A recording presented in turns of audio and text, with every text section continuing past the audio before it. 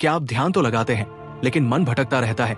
क्या आपको सही तरीके से ध्यान करने में कठिनाई होती है? परमहंस योगानंद जी कहते हैं कि ध्यान केवल एक अभ्यास नहीं बल्कि आत्मा को उसके दिव्य स्वरूप में स्थापित करने की कला है।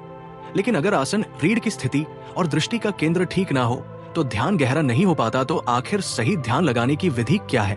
कैसे बैठे, कहां देखें और कैसे अपनी ऊर्जा को एक बिंदु पर केंद्रित करें ताकि ध्यान सिर्फ एक प्रयास ना रहे बल्कि एक दिव्य अनुभव बन जाए। ये वीडियो परमहंस योगानंद जी की पुस्तक गॉड टॉक्स विद अर्जुना से प्रेरित है। वही महान योगी जिन्होंने ऑटोबायोग्राफी ऑफ अयोगी जैसा विश्व प्रसिद्ध ग्रंथ लिखा। इस वीडियो में हम परमहंस योगानंद जी की बताई ध्यान लगाने की सही विधि को समझेंगे जो आपके ध्यान को एक नई गहराई तक ले जाएगी। परमहंस योगानंद जी कहते हैं, जब साधक महसूस करता है कि उसका मन दुनियावी चिंताओं और इच्छाओं में उलझा हुआ है और वो ईश्वर से दूर होता जा रहा है, तब उसके भीतर आध्यात्मिकता की ओर लौटने की गहरी लालसा जागती है। गीता के श्लोक 10 से 14 में ऐसे अनमोल मार्गदर्शन दिए गए हैं जो साधक को उसकी साधना की सर्वोच्च अवस्था तक पहुंचाने में मदद करते हैं। लेकिन ध्यान में बैठना और गहराई तक जाना इतना सरल नहीं। इच्छाएं और कामनाएं मन को भटकाती हैं। नए विचार, सुख सुविधाओं की कल्पनाएं और सांसारिक योजनाएं ध्यान को भंग कर देते हैं। अगर आपको ध्यान का सही अनुभव करना है तो सबसे पहले मन को इन बाहरी इच्छाओं और विचारों से मुक्त करना होगा। इसके लिए अपने ध्यान से पहले कुछ क्षण मन को शांत करने में लगाएं और खुद से कहे, अभी मुझे केवल अपने भीतर जाना है। जब आप सांसारिक चिंताओं को छोड़कर पूरी तरह वर्तमान क्षण में रहना सीखेंगे तभी ध्यान की गहराई को महसूस कर पाएंगे। ध्यान के लिए सबसे जरूरी है एक शांत स्थान। परमहंस योगानंद जी कहते हैं, ध्यान के लिए सबसे महत्वपूर्ण है एक ऐसा स्थान जहां कोई शोर शराबा ना हो, कोई बाहरी खलल ना पड़े, जहां सिर्फ आप हो और आपकी साधना। जब मन इंद्रियों की हलचल से कट जाता है तभी सच्चे ध्यान की शुरुआत होती है। ध्यान में गहराई तक जाने के लिए वातावरण का बड़ा महत्व है। कोई भी साधक जब ध्यान करता है तो बाहरी आवाजें उसे बार बार खींचने लगती हैं। लेकिन एक सिद्ध योगी जो समाधि में उतरने की कला जानता है वो किसी भी स्थान पर ध्यान कर सकता है, चाहे वो बिल्कुल शांत जगह हो या कोलाहल से भरी। लेकिन शुरुआती साधकों के लिए ये आसान नहीं होता। इसलिए श्री कृष्ण ने योगियों को सलाह दी है कि वे अपने ध्यान के लिए एक शांत और एकांत स्थान का चयन करें। लेकिन साधना की प्रारंभिक अवस्था में जब आपका मन अतिशय अशांत हो हो सकता है अकेले में ध्यान करना आपके लिए मुश्किल हो। ऐसे में समर्पित साधकों के साथ ध्यान करना बेहद लाभदायक होता है, खासकर उन योगियों के साथ जो पहले से गहरी ध्यान अवस्था में पहुंच चुके हैं। जब एक अनुभवी साधक ध्यान में उतरता है तो उसकी आंतरिक शांति की सूक्ष्म तरंगे आसपास के लोगों को भी प्रभावित करती है, जिससे उनका ध्यान और गहरा होने लगता है। जब कई साधक एक पवित्र उद्देश्य के साथ एकत्रित होकर ध्यान करते हैं तो उनकी ऊर्जा मिलकर एक शक्तिशाली आध्यात्मिक वातावरण बना देती है जो उन्हें उच्च आध्यात्मिक अनुभवों की ओर ले जाने में समर्थ होती है। लेकिन अगर कोई व्यक्ति अत्यधिक चंचल और अस्थिर मन वाले के साथ ध्यान करता है तो उसकी अपनी एकाग्रता भी बाधित हो सकती है। इसलिए ध्यान के लिए सही संगति और शांत वातावरण का होना अत्यंत आवश्यक है। गुरु कृपा गहरे ध्यान की कुंजी।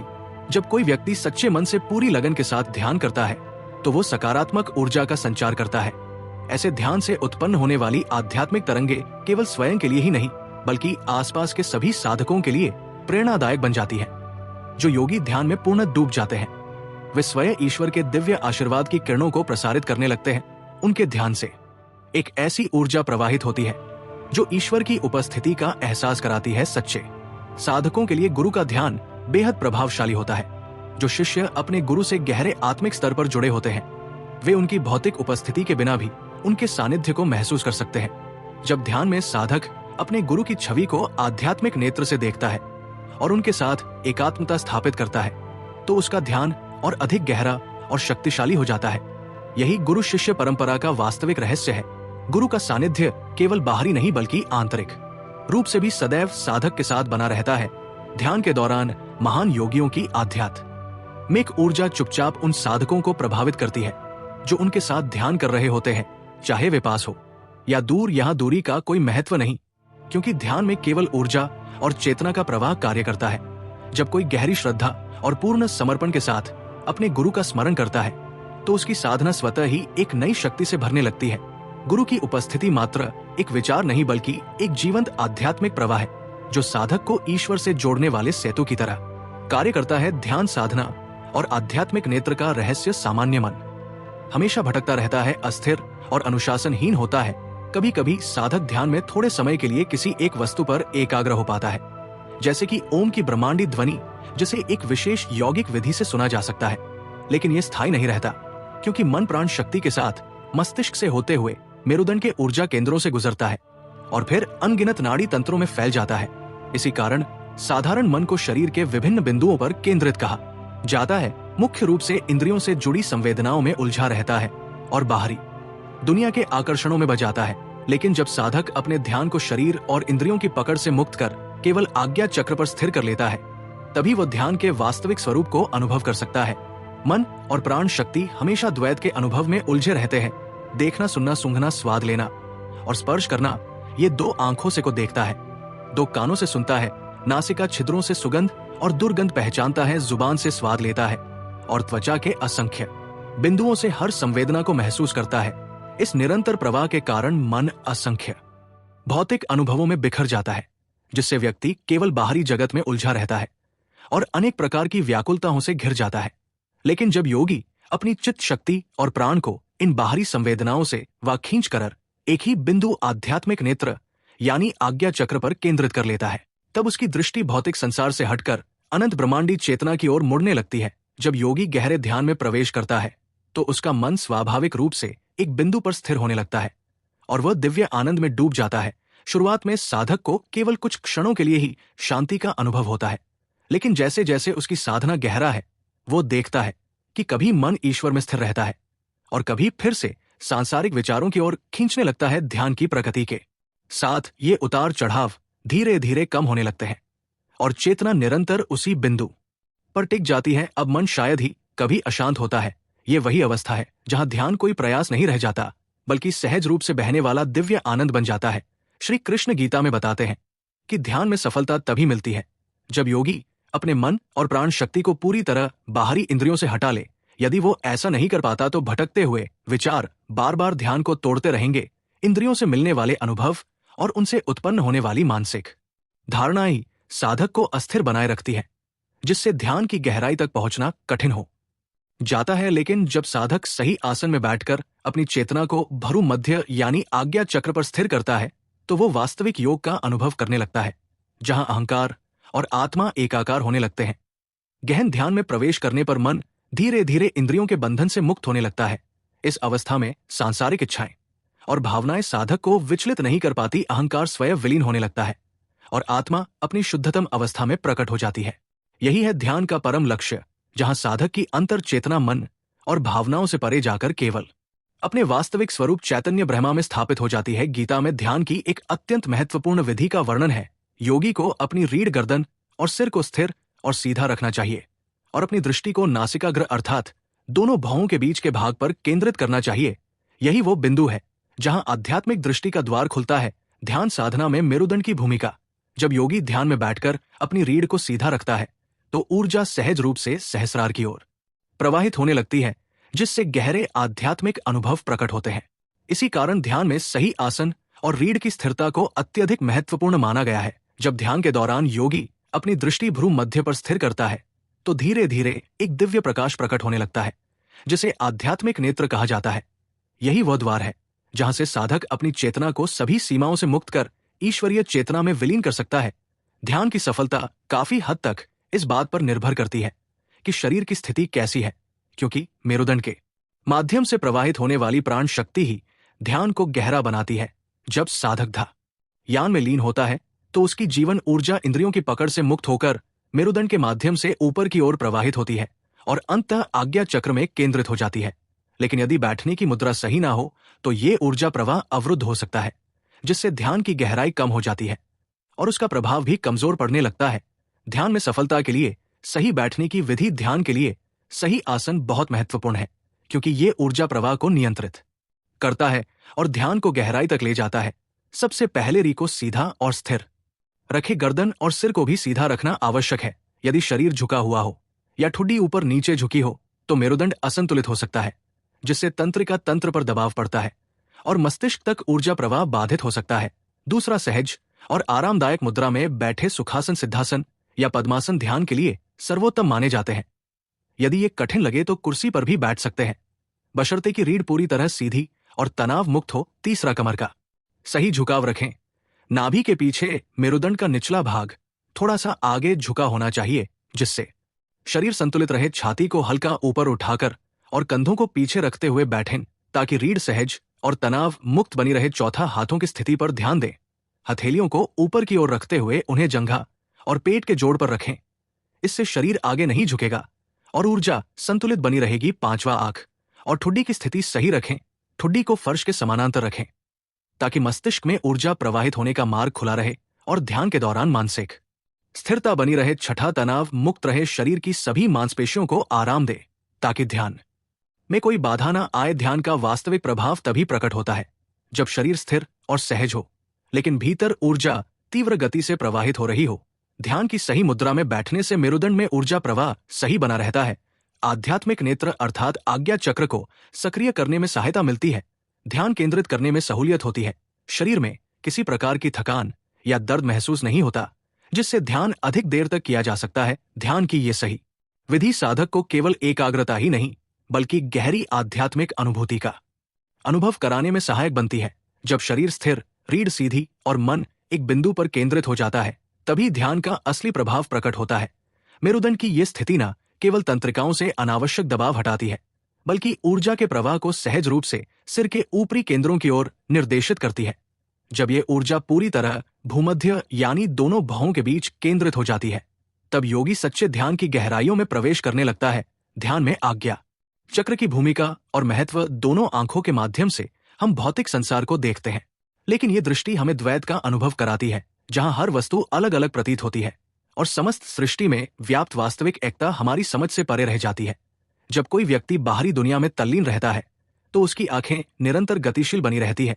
उसकी दृष्टि की दिशा अहंकार और मानसिक प्रवृत्तियों द्वारा नियंत्रित होती है।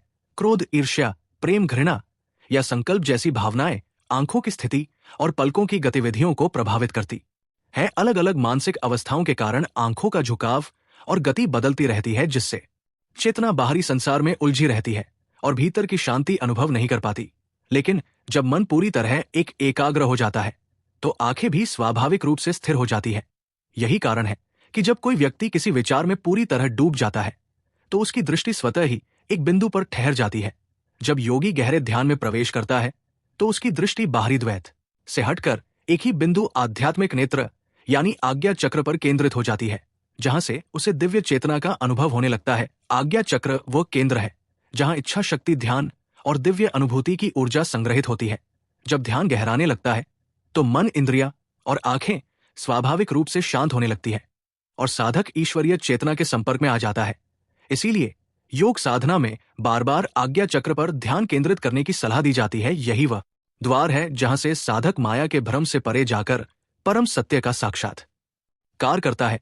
जो साधक अधिचेतन अवस्था यानी सुपरकॉन्शियस स्टेट में प्रवेश करना चाहते हैं, उसे सबसे पहले अपनी जीवन ऊर्जा को इंद्रियों से अलग करना सीखना होगा।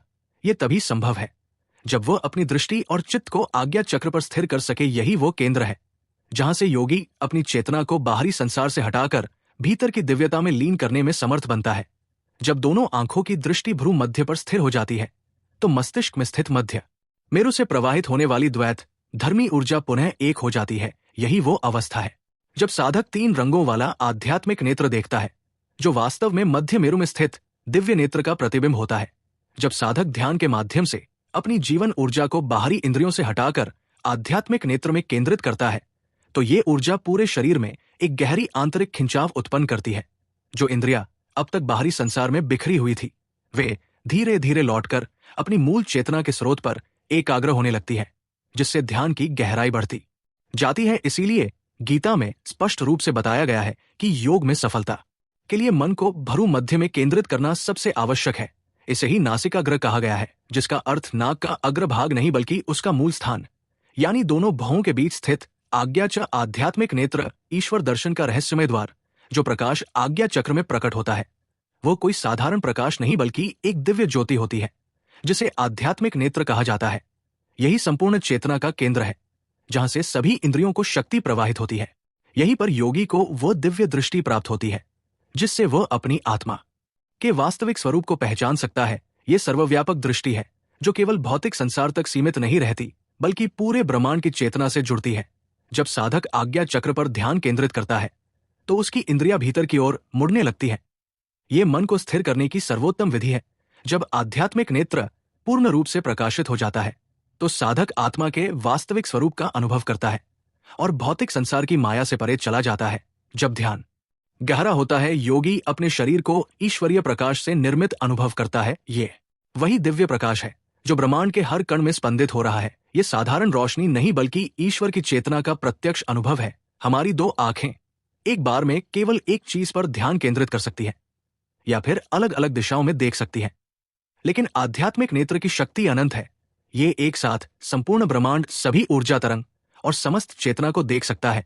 यही कारण है कि योग साधना में इसे जागृत करना सबसे महत्वपूर्ण माना जाता है। जब कोई योगी ध्यान में अपनी दृष्टि को भूमध्य पर स्थिर कर लेता है तो वो उसी व्यापक दृष्टि से जुड़ने लगता है। ये क्षण साधारण नहीं होता, ये आत्मा की सबसे गहरी यात्रा की शुरुआत होती है। अर्ध उन्मिलित दृष्टि ध्यान की गहराई में उतरने की गोपनीय विधि। क्या आपने कभी सोचा कि ध्यान के दौरान आंखें पूरी तरह बंद करनी चाहिए या खुली रखनी चाहिए? ज्यादातर लोग जब ध्यान करने बैठते हैं तो आंखें पूरी तरह बंद कर लेते हैं और धीरे धीरे नींद के आगोश में चले जाते हैं। दूसरी ओर अगर आंखें पूरी तरह खुली रखी जाए तो बाहरी दुनिया के दृश्य ध्यान को भंग कर देते हैं। तो फिर सही तरीका क्या है? योग शास्त्रों में इसका रहस्य बताया गया है। अर्धोन्मिलित दृष्टि अर्थात आंखें ना पूरी तरह बंद और ना पूरी तरह खुली। जब साधक अपनी दृष्टि को आधा बंद और आधा खुला रखते हुए भूमध्य यानी दोनों भावों के बीच में केंद्रित करता है तो वह एक विशेष चेतना में प्रवेश करने लगता है। इसे ही होराइजन ऑफ सुपर कॉन्शियसनेस कहा जाता है। लेकिन शुरुआत में यह आसान नहीं होता। सामान्य व्यक्ति जब पहली बार इस पद्धति का अभ्यास करता है तो उसे आंखों में हल्का तनाव महसूस हो सकता है, लेकिन जब कोई योगी बार बार इस विधि का अभ्यास करता है तो धीरे धीरे उसकी चेतना नीचे की भौतिक दृष्टि से ऊपर उठकर दिव्य नेत्र पर केंद्रित होने लगती है। समय के साथ यह प्रक्रिया स्वाभाविक हो जाएगी और साधक को अपने भीतर एक दिव्य प्रकाश प्रकट होता हुआ अनुभव होने लगेगा। जब आंखें भ्रूमध्य यानी आज्ञा चक्र पर केंद्रित होती हैं तो ध्यान गहराने के साथ साथ हमारी सामान्य द्वैत भावना धीरे धीरे एकात्म दृष्टि में बदलने लगती है।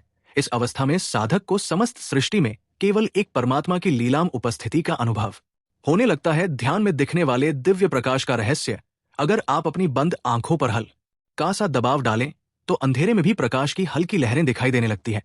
लेकिन ये कोई साधारण रोशनी नहीं होती, बल्कि उस आंतरिक ऊर्जा का संकेत है जो हमारे शरीर को संचालित और सक्रिय रखती है। कई लोग सोचते हैं कि आंखों पर हल्का दबाव देने से दिखाई देने वाली रोशनी सिर्फ एक शारीरिक प्रतिक्रिया है, लेकिन यह पूरी सच्चाई नहीं है। यह प्रकाश केवल भौतिक नहीं बल्कि अर्ध भौतिक और अर्ध आध्यात्मिक ऊर्जा का रूप है जो हमारे भीतर प्रवाहित हो रही जीवन शक्ति की झलक देता है। यही ऊर्जा हमारे शरीर के हर अंग को सक्रिय रखती, पोषण देती और जीवन प्रदान करती है। जब साधक अपनी दृष्टि को स्थिर करता है और पूर्ण समर्पण के साथ आध्यात्मिक नेत्र यानी आज्ञा चक्र पर ध्यान केंद्रित करता है तो यह प्रकाश धीरे धीरे और अधिक सूक्ष्म, अधिक शक्तिशाली और दिव्य रूप में प्रकट होने लगता है।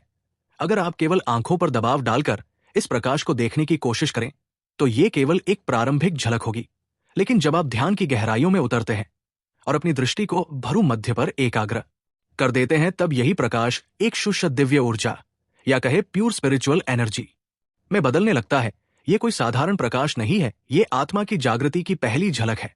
जो भी इस प्रकाश को गहराई से देख लेता है उसका जीवन पहले जैसा नहीं रह जाता। अंतर ध्यान में प्रकट होने वाली रहस्यमय दिव्य ज्योति, जब ध्यान गहरा होता है और दृष्टि पूरी तरह भ्रूमध्य यानी आज्ञा चक्र पर स्थिर हो जाती है तो एक अद्भुत अनुभव प्रकट होता है। अब तक इंद्रियों के माध्यम से बाहरी संसार में प्रवाहित होने वाली जीवन ऊर्जा भीतर लौटने लगती है और मस्तिष्क के केंद्र में एकत्रित हो जाती है। ये ऊर्जा एक चमकती झील की तरह सघन होकर एक दिव्य प्रकाश में परिवर्तित हो जाती है। एक ऐसा उज्ज्वल प्रकाश का प्रवाह जो साधक के भीतर फैलता चला जाता है। ये दिव्य प्रकाश धीरे धीरे अलग अलग रंगों और आकृतियों में परिवर्तित होता है। ये बदलाव साधक के विचारों की सूक्ष्म तरंगों के प्रभाव से होता है। भक्ति, प्रेम और ज्ञान की गहराई के अनुसार ये प्रकाश विभिन्न रंगों और स्वरूपों में प्रकट हो सकता है। जब साधक पूरी तरह शांत, निस्वार्थ और गहरे अंतर ज्ञान की अवस्था में प्रवेश करता है तो सभी विविधता समाप्त हो जाती है और अंततः एक शुद्ध, स्थिर दिव्य ज्योति प्रकट होती है जिसे आध्यात्मिक नेत्र भी कहा जाता है। जब साधक भूमध्य पर दृष्टि स्थिर करता है और बिना पलक झपकाए ध्यान करता है तो एक स्थिर प्रकाश दिखाई देने लगता है। शुरुआत में यह प्रकाश फैलती हुई चमक की तरह दिख सकता है जिसके चारों ओर हल्की झिलमिलाहट होती है, लेकिन ध्यान को भटकने नहीं देना है। बाहरी प्रकाश चक्र से प्रभावित हुए बिना केवल बीच के बिंदु पर ध्यान केंद्रित करना आवश्यक है। धीरे धीरे एक नीला गहरे ओपल जैसा गोलाकार नेत्र प्रकट होने लगता है, जिसके चारों ओर सुनहरी ज्योति का एक हल्का कंपन करता हुआ वलय होता है। और इस गहरे नीले गोले के केंद्र में कभी कभी एक अत्यंत तेज चमकता हुआ सफेद तारा दिखाई देता है। यही वह दिव्य द्वार है जहां से चेतना ईश्वर की अनंत उपस्थिति में प्रवेश करती है। लेकिन यह कोई साधारण उपलब्धि नहीं है। इस तारे को स्पष्ट रूप से देखने के लिए साधक को लगातार और गहराई से ध्यान करना होगा। इसे स्थिर देखने के लिए मन को पूर्ण शांत और समर्पित करना होगा। और इस दिव्य द्वार के पार जाने के लिए ध्यान में सिद्ध यानी मास्टरी प्राप्त करनी होगी। ध्यान में दिखने वाले मायावी दृश्यों से सावधान। जब कोई साधक गहरे ध्यान में जाता है तो कभी कभी उसे अद्भुत आकृतियां दिखाई देने लगती है, जैसे कोई चलचित्र चल रहा हो। ये झलकियां वास्तव में जीवन ऊर्जा के स्पंदन से निर्मित होती है। लेकिन युवा साधक सावधान रहो, इन प्रकाशम रूपों के जाल में मत उलझो। इन रंग बिरंगे प्रकाश और आकृतियों से संतुष्ट मत हो जाओ, क्योंकि इनसे भी परे एक और महान सत्य छिपा है। ध्यान केवल उस दिव्य प्रकाश पर टिकाव जो ईश्वर प्राप्ति का वास्तविक द्वार खोलता है। जिस दिन तुमने इस प्रकाश को पार कर लिया और उसके पार छिपे ईश्वर का अनुभव कर लिया, उसी दिन तुम्हारी आध्यात्मिक यात्रा पूर्ण होगी। तो आज की वीडियो में बस इतना ही। ये जानकारी आपको कैसी लगी नीचे कमेंट करके अपनी राय जरूर बताएं। अगर ये वीडियो आपको पसंद आई हो तो इसे अपने दोस्तों और परिवार के साथ जरूर शेयर करें। और अगर आप हमारे चैनल पर नए हैं तो सब्सक्राइब करना ना भूलें।